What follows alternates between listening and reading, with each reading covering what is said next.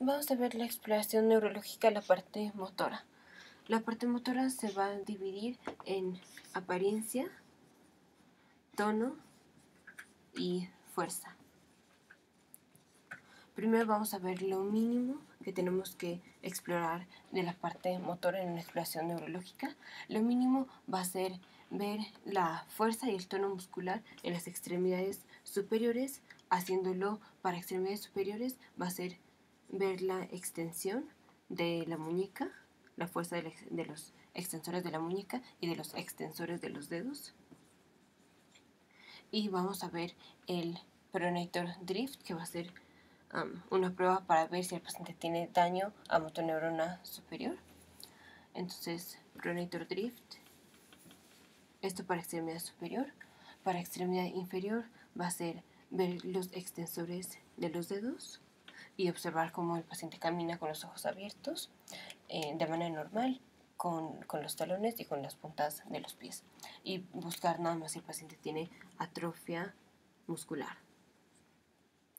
Entonces, en la apariencia vamos a ver si hay atrofia muscular o hay algún exceso de movimiento, como puede ser corea o acaticia, que el paciente todo el tiempo se esté moviendo, o que tenga parkinsonismo.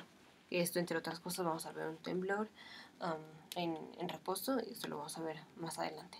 Pero esto lo podemos ir viendo desde el inicio, que va a ser la apariencia. Luego, en el tono, aquí vamos a probar, primero vamos a verlo para las extremidades superiores. Entonces,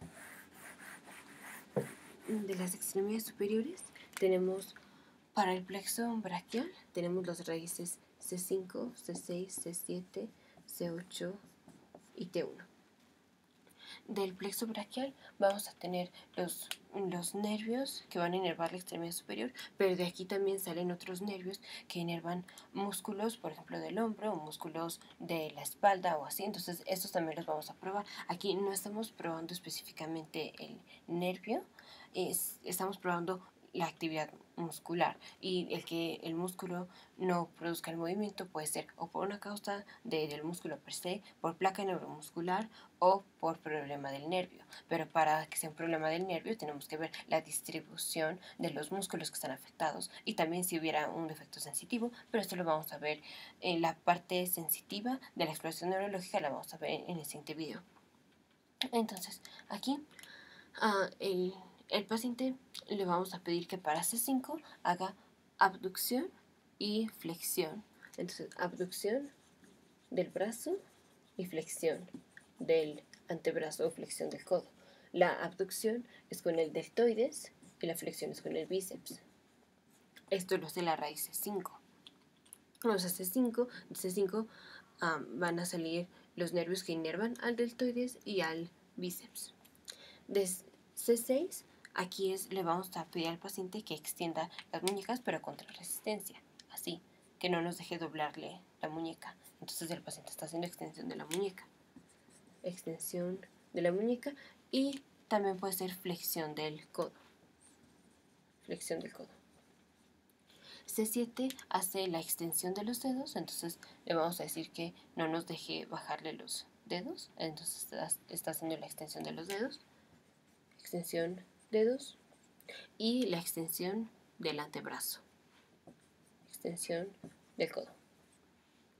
C8 va a ser los flexores de los dedos, entonces le vamos a decir que no nos deje doblarlos para arriba, entonces el paciente está haciendo flexión de los dedos. Flexión de los dedos.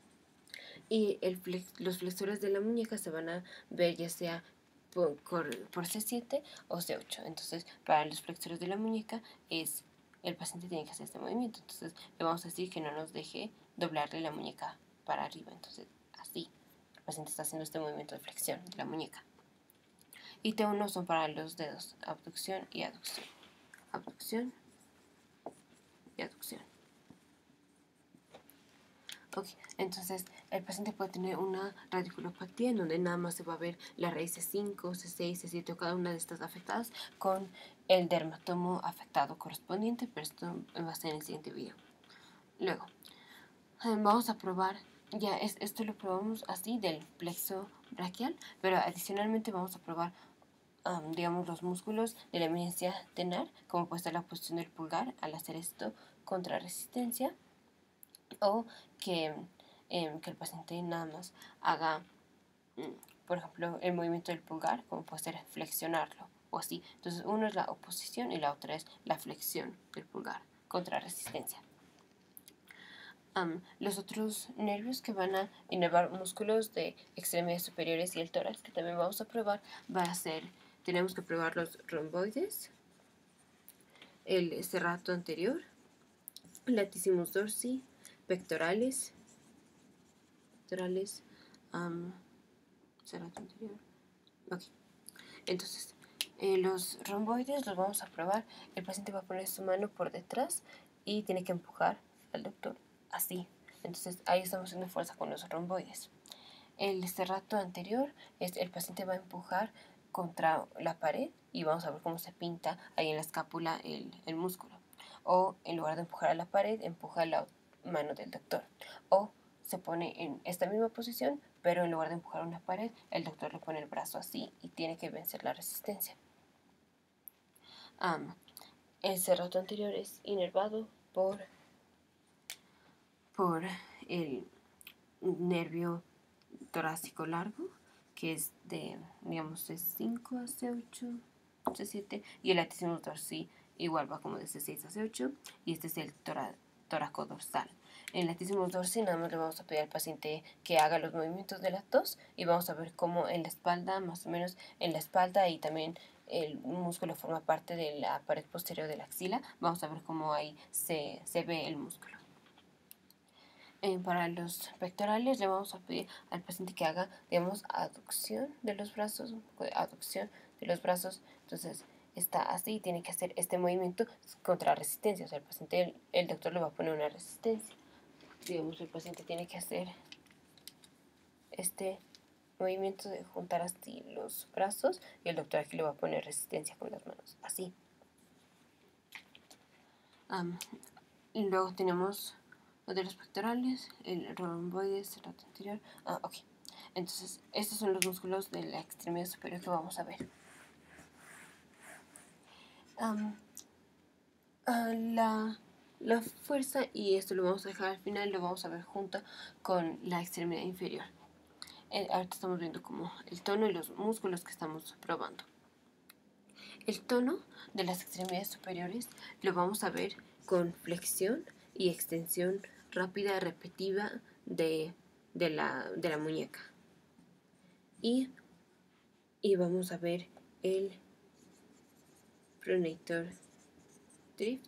Bueno, el pronator drift si quieren lo dejamos al final. Esto y también la supinación, pronación del antebrazo. Entonces así vamos a ver el tono. El tono puede estar disminuido, puede estar aumentado. Ok. Ahora, hay una maniobra para los miembros superiores que la vamos a ver cuando veamos el pronator drift, ahorita en un minuto. Vamos a pasar un momento a la extremidad inferior. En la extremidad inferior vamos a probar principalmente del plexo lumbar. Vamos a ver el iliopsoas, los aductores. Iliopsoas va de T12 a L1, los aductores de L2 a L4. Los extensores de los dedos del pie, los extensores son inervados por el tibial anterior y es inervado por el nervio peroneo que va de L5 a S2. Tenemos los que hacen inversión y los que hacen eversión. Los que hacen inversión son inervados por el nervio tibial y el nervio tibial va de L4 a S1. Y los que hacen eversión son inervados por el peroneo y estos músculos son el peroneo brevis, longus y terciarios.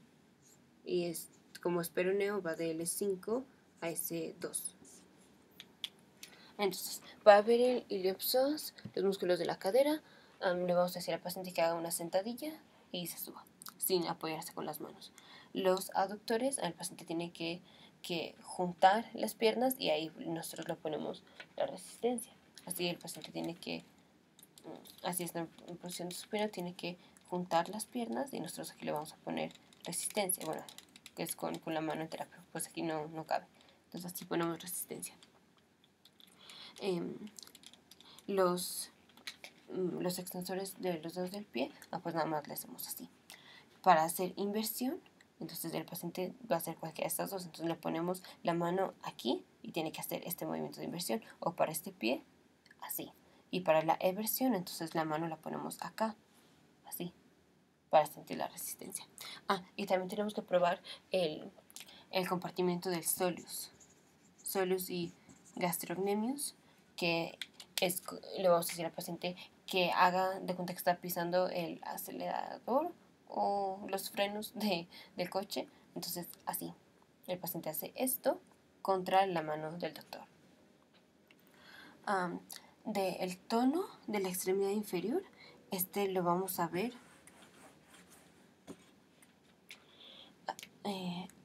poniendo la mano por detrás de la rodilla, o sea, el doctor va a poner la mano aquí, detrás de la rodilla, y va a elevar la extremidad. Eleva la extremidad inferior y vamos a ver que al inicio, cuando el paciente está aquí en una mesa, al inicio, cuando hacemos esta elevación, los talones están ahí como arrastrando en la mesa. Entonces, están arrastrando los talones en la mesa antes de que se eleven, porque ya finalmente se van a elevar. Entonces luego se elevan. En un daño motoneurona superior, al hacer esto, los talones no arrastran, rápidamente se elevan. Entonces tenemos que hacer esto para ver, por ejemplo, signos de hipertonía. En hipertonía, que es un daño motoneurona superior, el talón no va a estar arrastrando en la mesa. De manera súbita ya se va a elevar. Ok.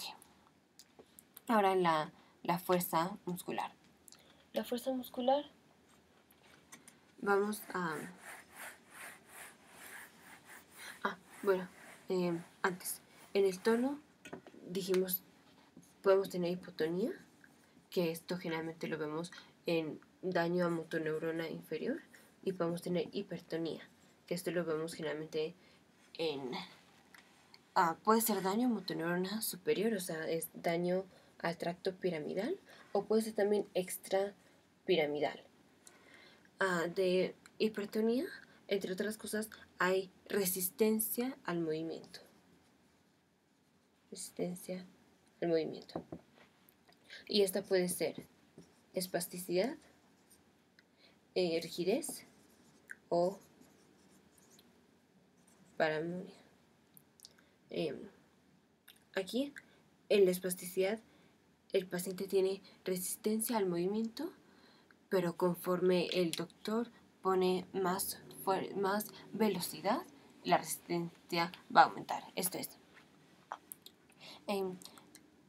digamos, el paciente tiene resistencia a extender el brazo. Entonces, el doctor está tratando de extenderlo y el paciente no puede extenderla. Hay resistencia.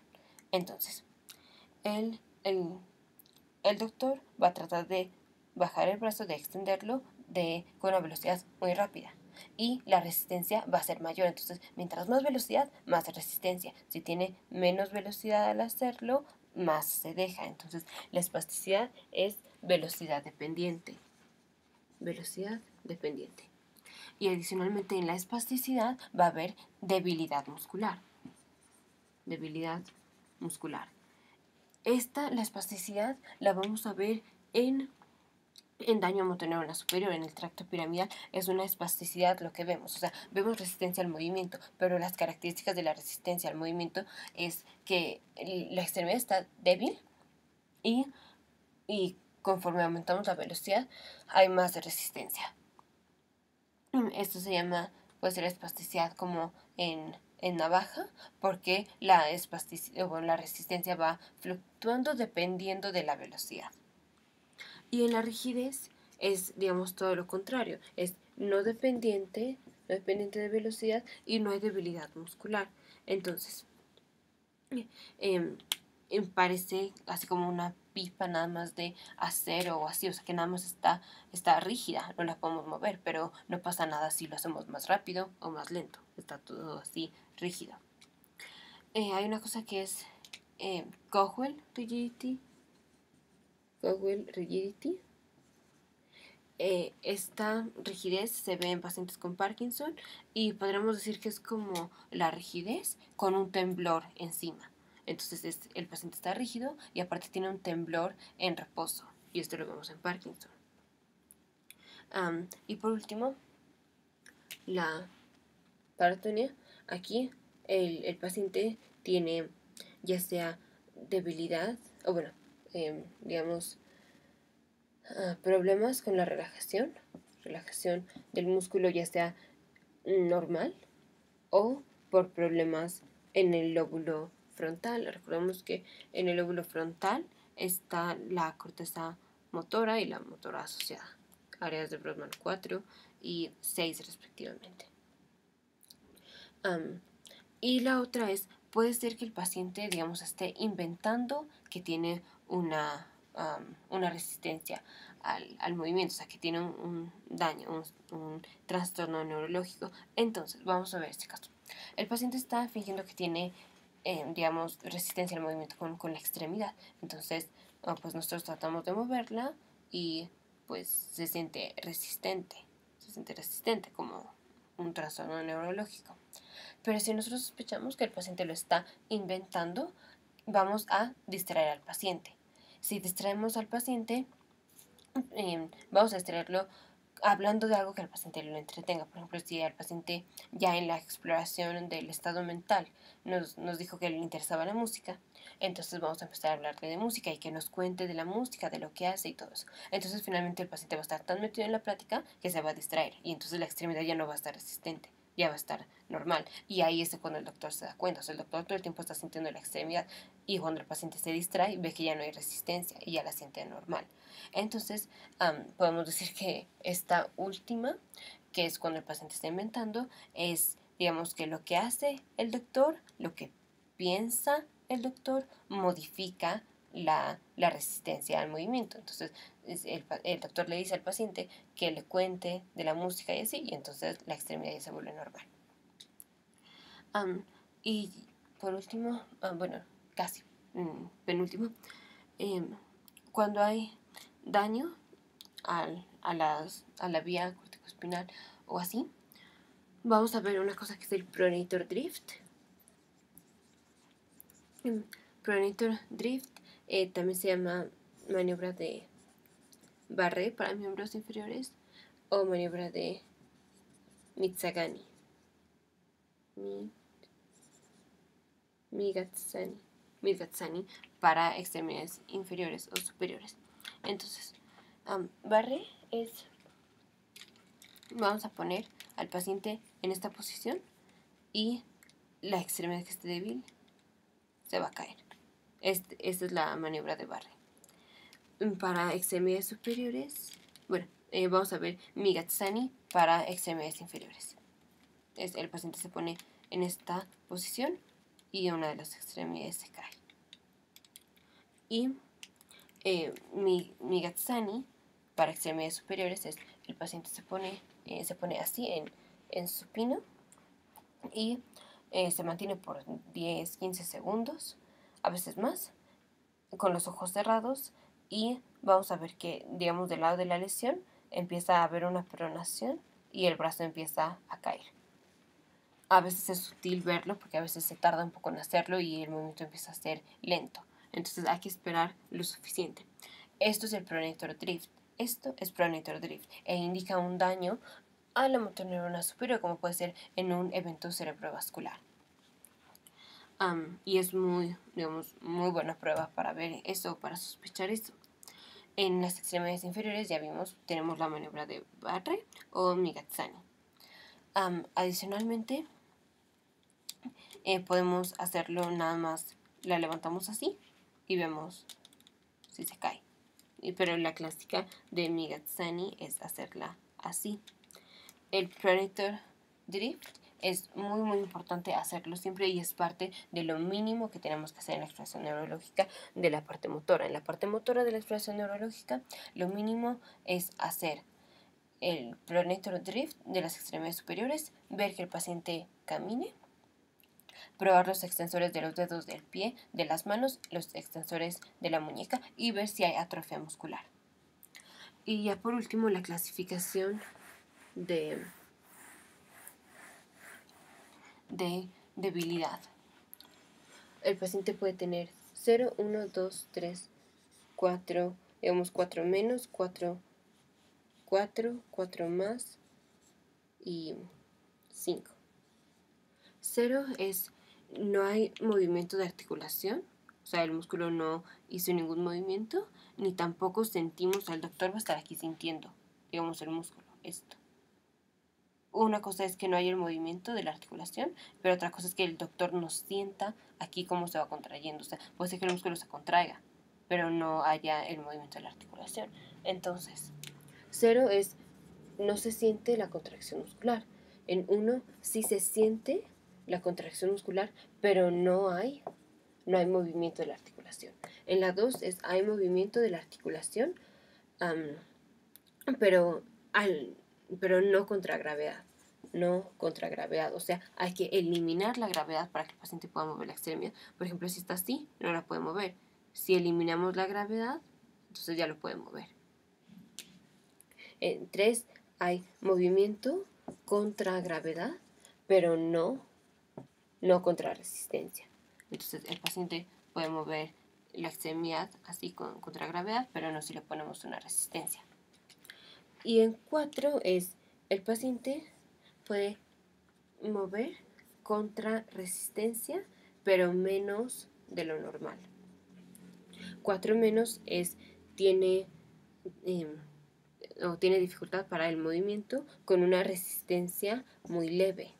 Entonces, digamos, es una debilidad, o sea, con poquita resistencia ya no puede. El 4 es con resistencia moderada, ya no puede. Y el 4 más es con resistencia grande o fuerte, ya no puede. Entonces, tampoco está tan débil. O sea, 5 es lo normal. O sea, obviamente si uno tiene 5 es, digamos, anormal. Pero un 4 más es que nada más le ponemos muchísima resistencia. Aunque bueno, que es muchísima, pero bueno, si le ponemos muchísima resistencia, no lo va a poder mover. Y 5 es lo normal. Entonces, 0 no se siente la contracción muscular, 1 se siente pero no hay movimiento de la articulación, 2 es movimiento al eliminar gravedad, 3 vence la gravedad pero no resistencia, 4 vence la gravedad y dependiendo de si es 4 menos 4, 4 más, el grado de resistencia que va a vencer, y 5 es lo normal. Otra clasificación que tal vez sea más funcional, porque aquí lo que para un paciente puede ser 4 más, para lo que un doctor puede ser 4 más, para otro es 4. Entonces, otra manera de clasificarlo es parálisis, debilidad leve, bueno, vamos a poner primero debilidad severa, debilidad moderada, debilidad leve y normal. La parálisis es no hay movimiento, no hay nada de movimiento de la articulación, ni se siente la contracción ni nada. En la debilidad severa, la debilidad severa es el paciente no puede mover la articulación contra resistencia leve. Entonces es una debilidad muy grave, o sea, bueno, muy severa, porque con poquita resistencia ya no puede. La moderada va a ser contra resistencia moderada, o sea, con resistencia moderada ya no puede mover la articulación. O sea, con una leve sí, pero con una moderada ya no.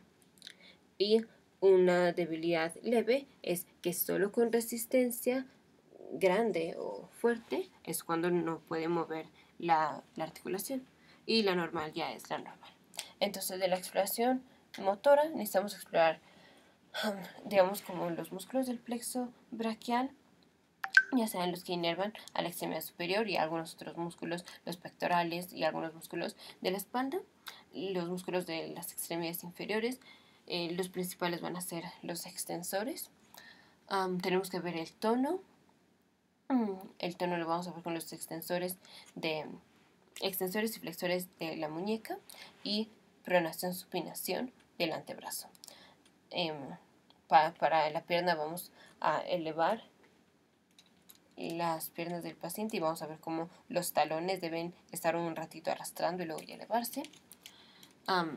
Tenemos que clasificar si hay debilidad muscular y tenemos que ver las maniobras de Barré y Migazzani, que son los pronator drift.